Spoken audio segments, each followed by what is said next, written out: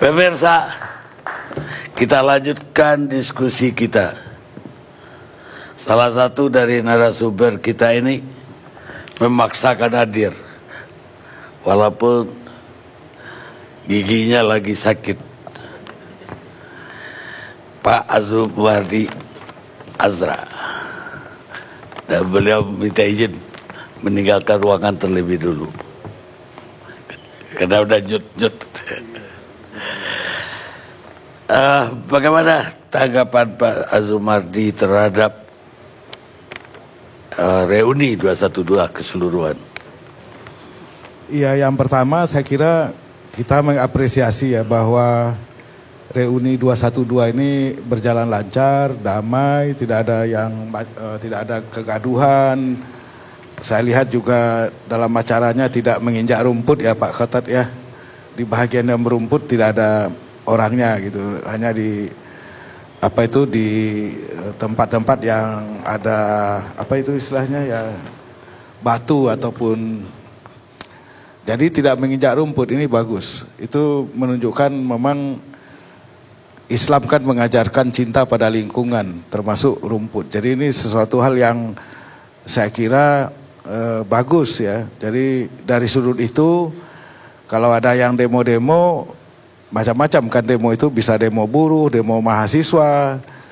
Ya kita harapkan demo-demo itu ya bisa belajar dari reuni ini atau demo yang sebelumnya tahun lalu. Jadi tidak ada kegaduhan, tidak ada kerusakan dan lain sebagainya. Jadi dari sudut itu saya kira ya kita hargai, kita apresiasi lah gitu ya. Karena kalau enggak kan pekerjaan Pemda DKI nambah membereskan kerusakan-kerusakan ya. Jadi ini pelajaran yang baik dari demo, bahwa ekspresi demokratis itu bisa dijalankan secara damai, secara rukun gitu ya. Nah, ini. Tapi tadi kembali kepada pertanyaan Bang Karni tadi, apakah ini motifnya politik atau bukan?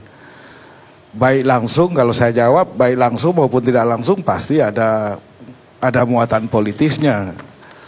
Karena yang hadir di sana kan juga banyak tokoh-tokoh politik ya, walaupun tokoh-tokoh politik itu sebetulnya tokoh-tokoh politik yang katakanlah dalam tanda kutip ya oposisi pemerintah. Apakah dari Partai Gerindra ataupun dari ini Pak Fahri Hamzah ini di sebelah saya, atau juga dari Pak Amin Rais, itu kan semua yang memang sangat kritis pada pemerintahan Jokowi JK ya. Jadi ada muatan politisnya. Cuma kalau misalnya diharapkan muatan politis ini bisa direalisasikan, itu menjadi tanda tanya besar. Pertama ya, aksi 212 ini sejak 2016 dan yang kemarin itu adalah sebetulnya aksi massa yang lepas ya. Jadi untuk agregasi politik itu nggak bisa. Tadi Pak Al-Khattab bilang ya mungkin dalam jangka waktu tertentu ada kemungkinan misalnya bikin partai, itu bisa saja. Sekarang keinginannya ya sementara paling tidak ya mungkin melakukan pressure, tekanan-tekanan kepada partai politik yang ada supaya bisa mendengarkan, bisa mengikuti aspirasi 212 ya kan. Nah ini kan sebetulnya muatannya politis gitu. Nah, jadi oleh karena itu kita akan melihat bahwa aksi massa seperti ini saya kira bukan tidak mungkin nanti 2018 mungkin nggak tahu 212 lagi hari apa begitu 2018, apakah hari Jumat, apakah hari Sabtu atau hari Minggu, saya nggak tahu pasti. Tapi saya kira dan juga nanti 2019 ketika Pilpres, saya kira ekspresi itu akan diteruskan dalam rangka yang pertama menjaga momentumnya supaya jangan hilang gitu. Tapi apakah itu akan semakin membesar, lagi-lagi ini questionable. Karena apa? Karena itu terkait dengan banyak faktor. Tadi Bang Karni udah bilang juga, faktor pokok 2016 212 itu kan sebetulnya kaitannya dengan pilkada. Ada dalam tanda kutip di situ, tanda kutip musuh bersama. Dalam hal ini Ahok gitu ya, yang menimbulkan kontroversi macam-macam dan puncaknya adalah surat Al-Maidah ayat 51 itu. Nah, sekarang Ahok sudah tidak lagi di dunia politik, bahkan dia sekarang di rutan ya, ataupun di lapas gitu. Nah, jadi faktor pemicu pemersatu itu tidak ada lagi. Jadi oleh karena itu agak susah mencari common denominatornya, faktor pemersatu yang bisa membuat massa bisa berkerumun dalam jumlah besar itu susah. Karena kalau kita lihat, kita cermati calon-calon yang muncul untuk Pilkada 2018 misalnya di berbagai daerah, tidak ada yang kontroversial model Ahok, tidak ada. 2019 mungkin juga tidak ada. Kalau Presiden Jokowi maju lagi, jelas dia tidak kontroversial seperti Ahok. Kemudian kalau yang maju lagi itu adalah lawannya adalah Pak Prabowo, apalagi Pak Prabowo. Jadi oleh karena itu susah mengharapkan munculnya satu isu, satu figur yang kemudian bisa membangkitkan emosi ya, sehingga bisa mendorong massa dalam jumlah besar itu berkumpul seperti aksi 2012 2016 atau yang sekarang gitu. Nah, jadi oleh karena itu saya kira agak susah meramalkan atau memprediksikan masa depan aksi 212 ini dalam konteks agregasi politik ya, baik 2018 maupun 2019. Tapi paling tidak mungkin sementara ini kelihatannya kecenderungannya adalah mendukung kepada misalnya katakanlah Partai Gerindra ya, Gerindra misalnya, itu kelihatan ya dalam hal ini. Cuma yang jadi masalah, apakah Partai Gerindra ini bisa pas dengan aspirasi katakanlah tokoh-tokoh yang menggerakkan aksi 212 ini ya kan. Karena misalnya saja Gerindra itu adalah partai bukan berdasarkan atau berasaskan Islam. Gerindra adalah partai berdasarkan Pancasila.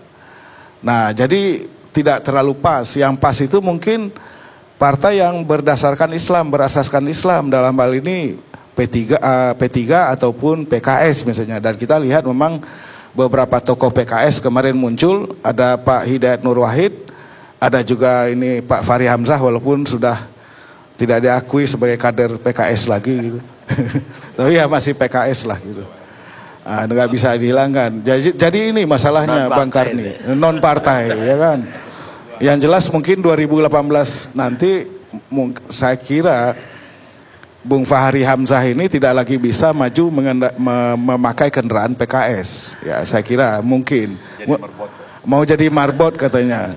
Marbot itu ya mengurus masjid lah, membersihkan masjid.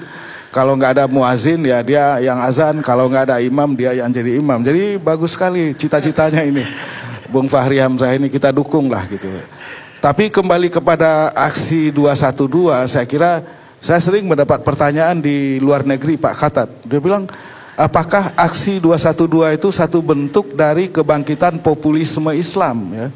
Memang kita dengar juga pada waktu aksi 212 2016, kalau Donald Trump bisa menang dengan populismenya di Amerika yang mengandalkan kulit putih, kemudian juga mengandalkan kelompok katakanlah penganut agama Kristen kanan yang ke kanan begitu, bukan Kristen yang liberal begitu, maka kenapa kita tidak di Indonesia ini ya, populisme Islamnya ya? Kalau saya berpikiran agak susah, mungkin bahkan agak susah lah, tidak mungkin atau tidak mungkin untuk bangkitnya populisme Islam itu. Faktanya begini, yang pertama, kalau tadi Pak Khatat bilang umat Islam bersatu, jangan berpecah belah ya, tafarraku wala tafarraku, jangan berpecah belah. Saya kira umat Islam Indonesia itu nggak sampai berpecah belah. Yang ada itu menurut saya perbedaan-perbedaan. Sekarang ini umumnya tidak ada lagi perdebatan, pertengkaran di antara yang kunut sholat subuh pakai kunut dengan sholat subuh tidak pakai kunut. Itu tidak jadi isu lagi. Tidak jadi isu lagi sholat tarawih dan witirnya itu 11 atau 23. Itu juga tidak jadi isu lagi. Tidak juga jadi isu lagi misalnya apakah misalnya kalau istri ataupun menantu perempuan hamil 7 bulan perlu dilakukan mitoni. Mitoni itu perayaan 7 bulanan, itu tidak jadi isu lagi di dalam masyarakat kita. Jadi oleh karena itu saya kira untuk menyatukan ya umat Islam di tengah perbedaan di Indonesia ini itu agak susah. Apalagi kemudian aspirasi politiknya itu juga susah. Karena apa? Secara alamiah, karena pengaruh budaya dan sosiologi masyarakat muslim di Indonesia, umat Islam di Indonesia itu cenderung dalam soal politik itu fleksibel, longgar sekali. Jadi mereka itu tidak merasa, banyak di antara kaum muslimin itu tidak merasa salah apa-apa ketika dia misalnya memilih tokoh yang figur politik yang bukan berasal dari partai Islam misalnya, itu biasa saja. Buktinya misalnya dalam ronde kedua Ahok ya, pasangan Ahok Jarot itu dapat suara 42%. Pemilih non muslim di seluruh DKI itu 15%. Jadi 42% kurang 15% itu berarti 27% pemilih Ahok dan Jarot itu adalah pemilih muslim. Itu contoh betapa longgarnya orang Islam untuk memilih melakukan pilihan, walaupun itu menjadi debat kontroversi yang ramai sekali pada waktu itu, soal apakah boleh memilih pemimpin yang bukan muslim atau tidak. Nah buktinya 27% orang Islam tetap aja memilih Ahok, meskipun pada waktu itu juga banyak resiko yang dihadapi. Resiko itu termasuk misalnya ada beberapa kasus orang meninggal karena ada indikasi dia mendukung Ahok, maka dia tidak boleh disolatkan di masjid misalnya. Nah ini saya kira terkait juga dengan kenyataan bahwa di Indonesia agama, dalam hal ini khususnya Islam, itu tidak menjadi identity politics, tidak menjadi politik identitas. Beda misalnya dengan Malaysia misalnya, di mana Islam itu menjadi politik identitas. Kalau di Indonesia tidak. Orang boleh saja, orang kemudian bebas saja memilih siapa saja yang menurut pandangan mereka, menurut teman-teman mereka ini layak dipilih. Walaupun sebetulnya dari sudut Islam yang ketat mungkin tidak selalu merepresentasikan, katakanlah dalam tanda kutip Islam santri misalnya, kalau kita masih mau pakai istilah itu. Jadi oleh karena itulah maka kemudian bagi saya, kalau pengamat barat bilang ini kebangkitan populisme Islam, saya kira dalam banyak hal itu itu analisis yang nggak tepat. Karena tadi itu contohnya 27% pemilih muslim memilih Ahok gitu. Jadi oleh karena itu mungkin kita tidak mungkin kawan-kawan Pak Khotat, Ustadz Khotat, mungkin kecenderungan-kecenderungan seperti ini perlu diamati gitu, supaya jangan nanti terjebak dalam euforia atau terjebak di dalam mungkin harapan-harapan yang bersifat ilusif. Misalnya ilusif itu misalnya umat Islam itu bersatu benar-benar bersatu, tidak hanya dalam pemikirannya, tapi juga dalam aksi-aksinya, dalam tingkah laku suaranya, memberikan suaranya, voting behaviornya.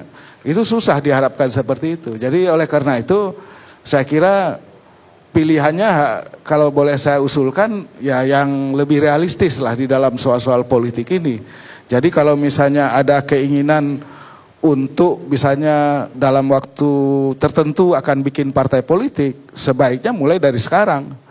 Sehingga kemudian karena persyaratan untuk menjadi partai politik bisa diterima KPU itu juga kan nggak mudah. Jadi oleh karena itu mulai dari sekarang harus bikinlah cabangnya, kantornya, pengurusnya dan lain sebagainya di tingkat-tingkat sesuai dengan tingkat-tingkat yang ditentukan oleh KPU. Apa ada arah ke situ dari 21? Tadi kan Pak Khotat bilang mungkin, saya nggak tahu, mungkin 2 tahun, 3 tahun dan seterusnya itu. Nunggu pengarahan Pak Karni nanti. Oh, arahan Pak Karni.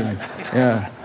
Ya tapi tidak apa-apa, bagus. bagus. Ini Pak Karni tadi sebut-sebut sama Pak Azumardi, aksi 212 yang kemarin ini ya. Iya. Kalau boleh saya koreksi, kemarin itu gak ada aksi, yang ada hanya maulid dan reuni akbar 212. Jadi tolong tidak disebut aksi atau demo Pak ya. Oke. Iya, karena ini masalah sensitif buat saya Pak. Terima kasih. Iya. Saya nggak tahu berkumpulnya massa dalam jumlah besar itu bisa disebut sebagai aksi. Kalau istighosah itu khas NU. Nah kalau perayaan Maulid Nabi itu sebetulnya juga mungkin kalau dilihat dari kecenderungan kawan-kawan yang memimpin 212 ini, itu mungkin tidak terlalu pas juga Pak Khatat. Oh Pak, kemarin baca Maulid Simtuduror Pak. Mungkin kalau Bapak hadir itu bisa menikmati Syekh Rosid membaca Simtuduror Pak. Jadi sekali-sekali ikut Maulid dong Pak, begitu aja. Itu bagus, saya kira bagus ya. Ini tradisi yang khas di Indonesia yang perlu kita rayakan. Dan bahkan Arab Saudi saja yang dulu tidak pernah merayakan Maulid Nabi sekarang mulai merayakan Maulid Nabi. Ya kan, saya pernah di Riyadh 2 tahun yang lalu, itu koran di Riyadh itu terbit berita utamanya itu mengatakan orang yang merayakan Maulid Nabi adalah pelaku bid'ah dolalah, bid'ah yang sesat. Dan pelaku bid'ah dalalah yang sesat itu akan masuk neraka gitu, kira-kira begitu. Maka saya bilang sama yang ngundang saya di sana itu di Riyadh, saya bilang wah kalau begini orang Islam Indonesia masuk neraka sebagian besarnya, karena di Indonesia sejak dari presiden sampai kepada di RT dan RW pada merayakan Maulid Nabi umumnya, walaupun ada juga yang tidak. Nah kalau semua orang Islam Indonesia masuk neraka gara-gara merayakan Maulid Nabi, penuhlah neraka itu gitu. Jadi kita bersyukur bahwa kemarin juga disertai dengan perayaan Maulid Nabi. Karena bagi masyarakat Indonesia perayaan Maulid Nabi itu bukan untuk misalnya menjadikan Rasulullah itu sebagai wasilah, ya kan, enggak. Tapi untuk mengambil uswah hasanahnya. Dan saya kira ini bagus, mengambil uswah hasanah dari Rasulullah. Dan saya kira kaum muslimin di Indonesia kalau kita bandingkan Bang Karni, banyak lebih setia menjalankan uswah hasanah dari Rasulullah. Buktinya apa? Buktinya orang-orang Islam Indonesia itu pada umumnya damai-damai aja. Damai, tidak pernah berkelahi. Bayangkan itu. Di Sinai Utara kemarin, Jumat yang lalu, itu sampai 305 orang yang tewas, ditembak dan dibom. Itu kan nggak mengikuti uswah hasanah dari Rasulullah itu. Di Indonesia tidak pernah kejadian seperti itu, dan kita nauzubillah min zalik. Kita berlindung mudah-mudahan kejadian seperti itu tidak terjadi di Indonesia. Jadi kalau menurut saya kaum muslim Indonesia lebih banyak melaksanakan mengambil uswah hasanah dari kawan-kawan kita di tempat-tempat lain. Sehingga kemudian masjid yang seharusnya suci, tidak ada kekerasan, kok jadi kekerasan, tempat sasaran kekerasan. Itu kan aneh bin ajaib. Jadi oleh karena itu Maulid Nabi ini saya kira harus dirayakan di mana-mana. Saudi mulai merayakan, tapi yang lain saya kira juga harus merayakan, tapi tidak sekedar seremoni. Jadi kalau kawan-kawan yang ngumpul di Monas kemarin merayakan Maulid Nabi, baca salawat yang macam-macam itu saya kira bagus sekali, karena ini memang harus kita tradisikan dalam rangka menanamkan pemahaman kita yang lebih baik mengenai uswah hasanah, dan kemudian juga melaksanakannya dalam kehidupan sehari-hari. Baik, Pak Azumardi. Sekarang saya ke Ketua atau Penasihat Presidium 212, Ustadz Egy Sujana. Ya, terima kasih Bang Karni yang dimuliakan Allah. Amin. Dalam perspektif saya sebagai penasehat, itu perlu dipahami alur berpikirnya secara objektif ya, insyaallah sistematis dan toleran terhadap satu perkembangan yang ada. Objektivitasnya adalah kita tidak memihak kepada siapapun. Jawaban terhadap tema ini, perlukah reuni? Ini pertanyaannya pasti jawabannya subjektif, Pak. Karena buat kita perlu, buat orang lain yang nggak suka ya tidak perlu. Nah, jadi dalam perspektif objektivitas ini, saya ingin lebih menekankan secara hukumnya, karena saya menasehatinya untuk betul-betul ini momentum gitu Pak. Ini adalah ruang kelas besar peradaban politik di Indonesia yang minimal tren yang baru begitu loh. Karena tidak bermaksud mengecilkan partai manapun. Apabila seluruh partai bersepakat kumpul bikin acara di Monas, belum tentu bisa ngumpulin massa sebanyak itu. Belum tentu. Oleh karena itu, hal yang mendasar dari sini adalah ada objektivitas yang harus kita sadari. Di sini ada kesadaran kolektif gitu loh. Ada kesadaran kolektif dari umat Islam untuk bersatu. Walaupun idealitas untuk menuju situ sangatlah sulit. Namun harus dimengerti bahwa ini sudah satu perkembangan yang bagus. Nah, amanah dari Habib Rizik di dalam konteks ini, dia menginginkan adanya NKRI bersyariah gitu, Pak. Itu amanah yang ada pada kita kepada presidium dari alumni. Nah, kemudian di dalam pertemuan reuni itu kita sebelumnya ada kongres, ada kajian-kajian untuk sampai kepada maksud yang diharapkan oleh yang sudah dianggap sebagai imam besar umat Islam Indonesia. Minimal umat Islam yang mana? Yang kita inilah yang setuju kepada 212 ini. Bagi yang nggak setuju ya nggak bakal anggap Habib Rizik imam. Tapi bagi kita yang setuju dengan kesadaran kolektif ini dan dibuktikan dengan fakta sebagai ruang kelas besar peradaban politik ini, itu nyata. Jadi poinnya adalah di dalam kesempatan menasihati dalam pengertian gerakan ini, kita bahkan sudah, kalau pikiran saya tidak akan pernah setuju dijadikan partai politik. Karena di dalam pertemuan itu ada Gerindra, ada PKS, ada banyak partai-partai lain lah yang hadir. Jadi kalau nanti dijadiin mengecil jadinya justru jadi partai politik. Maka saya menasihatinya nggak perlu. Kita ini adalah ruang kelas besar peradaban politik yang baik untuk mengingatkan ke semuanya. Dan sisi lainnya adalah ini bukan aspirasi, bukan, tapi konsekuensi logis dari penegakan hukum. Dari mana logika berpikirnya? Logika berpikirnya adalah bahwa dasar negara Republik Indonesia menurut pasal 29 ayat 1 Undang-Undang Dasar 45 mengatakan dasar negara Republik Indonesia berdasar kepada ketuhanan yang Maha Esa. Dan Tuhan yang dimaksud disebut dalam mukadimah alinea ketiga berkat rahmat Allah. Jadi dinyatakan kemerdekaan bangsa ini itu suatu rahmat Allah. Maka menurut ilmu hukum yang kita semua pelajari, kalau ILC sangat paham, tidak boleh menafsirkan undang-undang seenaknya. Dia harus senafas antara batang tubuh dengan mukadimah. Maka tidak bermaksud mengklaim, tapi ini konsekuensi logis hukum. Dasar negara ini adalah Tuhan yang Maha Esa. Tuhan yang dimaksud adalah Allah. Allah itu punya hukum, namanya hukum Islam. Maka harusnya konsekuensi logisnya berlaku hukum Islam. Siapa yang memberlakukannya? Menurut pasal 5 ayat 1 Undang-Undang Dasar 45 mengatakan dengan jelas, Presiden memegang kekuasaan tertinggi dalam membentuk undang-undang dengan persetujuan Dewan Perwakilan Rakyat.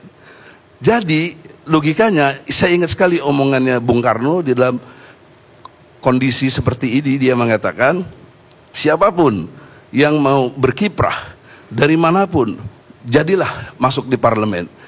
Jika parlemen itu mayoritas yang beragama Islam, maka muncul aspirasi Islam dan menjadi hukum, adalah satu kewajaran. Begitu juga bagi yang non-muslim. Jadi oleh karena itu, sekarang poinnya adalah Presiden dan DPR. Nah, kita melihat sepanjang 72 tahun merdeka, kesadaran kolektif untuk memahami ini tidak tercipta begitu. Nah, sekarang dengan adanya 212 dimulai dari tahun 2016 lalu itu, satu kesadaran kolektif sudah tercipta. Maka sangat sayang kalau digiring nanti jadi partai politik. Saya paling tidak sebagai penasihat tidak menyetujuinya ya. Walaupun ini belum dibicarakannya, tapi saya sudah mendahului tidak. Karena ini adalah ruang kelas besar, ruang belajar kita untuk peradaban politik yang damai, yang baik dan lain sebagainya. Yang tidak boleh menghujat siapapun dan kita menjaga dengan baik. Dan kalau mau diklaim soal alumni, Jokowi itu alumni karena 2016 dia datang, Pak. Ya. Tapi sekarang ada perubahan. Kata alumni sudah dihapus, sekarang menjadi mujahid dan mujahidah. Itu yang disepakati di dalam pertemuan waktu kemarin. Kemudian selanjutnya lagi adalah, Tunggu dulu, Anda tadi bilang NKRI bersyariah. Apa maksudnya Piagam Jakarta? begini Pak, saya ingin menerangkan ke situ sebenarnya. Ya diperpendek aja sampai ke situ Ya, lah oke. soalnya. Ya nggak apa-apa lah, kok giliran kita dipendek-pendekin Bapak? Enggak, udah panjang Ya, oke. intronya aja udah panjang. Oke brother. Jadi dalam pengertian itu kita harus mengerti juga secara hukum, bukan dipaksa-paksakan, bukan persepsi-persepsi, tetapi hukum mengatakan faktanya kita kembali kepada Undang-Undang Dasar 45 lewat dekret Presiden tanggal 5 Juli tahun 1959. Di dalam dekret itu dengan jelas dikatakan dengan dijiwai semangat Piagam Jakarta. Dengan dijiwai. Dijiwai. Iya, Tapi itu dicoret tahun 45 piagamnya sendiri. ya, itu kan begini Pak. Kalau kita juga mau mengerti dengan pengertian sejarah, 10 tahun sebenarnya menurut pemikiran saya atau fakta sejarahnya, Undang-Undang Dasar 45 dan Pancasila itu tidak berlaku Pak. Karena sejak tahun 49 sampai tahun 59 tadi dekret 10 tahun nggak berlaku. Maka kembali kepada Maksud yang itu bukan 10 tahun nggak berlaku. Tahun 50 sampai 59 kita itu memakai Undang-Undang Dasar sementara. Ya.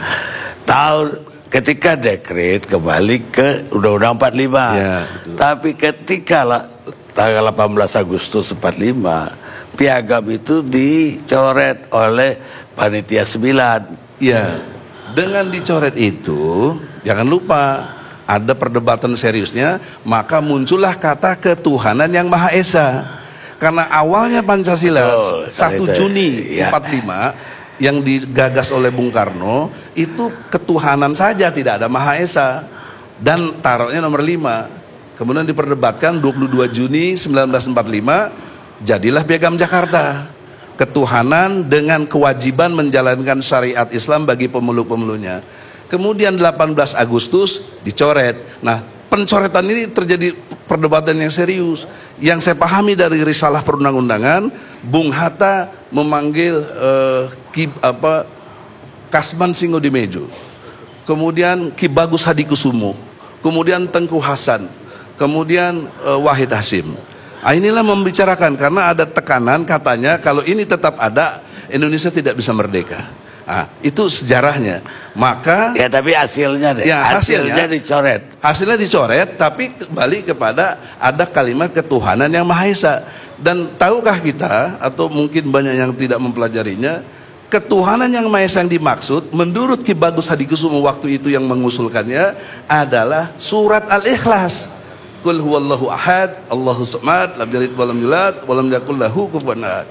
Jadi sangat jelas di dalam pengertian yang Maha Esanya itu hanya perspektif dari ketentuan dalam ajaran Islam. Maka kembali kepada pengertian yang dimaksud dekret tadi dengan dijiwai. Nah, maka dengan dijiwai itu kan tidak menghilangkan walaupun sudah dicoret, namanya saja dijiwai. Tapi pengertian dijiwai semua juga orang tahu. Nggak mungkin harus menyimpang dari jiwa atau core, substansi dari yang namanya Piagam Jakarta. Nah, jadi di dalam konteks 212 nanti 2018 mungkin akan menyinggung soal-soal politik karena sudah akan ada capres dan lain-lain. Itu akan terjadi. Terus apa dipersoalkan? Emang nggak boleh? Ingat, pemilu itu hak Bang Karni, bukan kewajiban. Pemilu itu hak, kita mau gunakan atau tidak. Nah, hak kita sudah berkumpul seperti itu, mampu mengumpulkan jutaan orang, mau diapain hak kita? Itu urusan kita. Kenapa kalian persoalkan? Kenapa kalian sewot? Urusannya apa?